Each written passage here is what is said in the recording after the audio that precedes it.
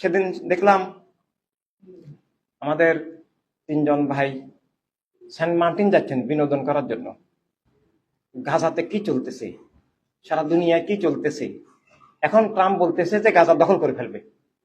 গাজা নাকি সুন্দর এলাকা, পাশে সমুদ্র আছে, তার লোভ লেগেছে। এখন মানে গাজার সব মানুষকে অন্য জায়গায় চলে যেতে বলছে, আফ্রিকায় চলে যেতে বলছে, আমি হলে মেরে ফেলবে। আফ্রিকায় যাও না কবরে যাও।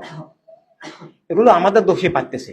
এটার জন্য ট্রাম্প বা নেতানিয়াহু এক নম্বর দোষী নয়। এটা আমাদের বিগত বেইমানি, বিশ্বাসঘাতকতা, অরাজনৈতিক হওয়া, মূলকিত দালালি, বস্তুপাতের দালালি, বিচ্ছিন্ন হয়ে যাওয়া, আমাদের কারণে এগুলো ঘটতেছে।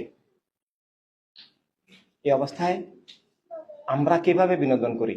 আমাদের আনন্দ বিনোদন থাকতে পারে যদি একটা মানুষকে বাতিল থেকে মুক্ত করে হকের সৈনিক বানাতে পারি। এটা আল্লাহ হাবিব সাল্লাল্লাহু আলাইহি ওয়াসাল্লাম কসম খোদার খুশি হয়ে যাবেন। যদি আমরা একটা মানুষকেও বাতিল থেকে মুক্ত করে হকের সৈনিক বানাতে পারি, সকল নবী খুশি হয়ে যাবেন, সকল ওলি শহীদ খুশি হয়ে যাবেন, আল্লাহ রাসূল আহলে ঈমান খুশি হয়ে যাবেন, স্বয়ং আল্লাহ হাবিব সাল্লাল্লাহু আলাইহি ওয়াসাল্লাম খুশি হয়ে যাবেন।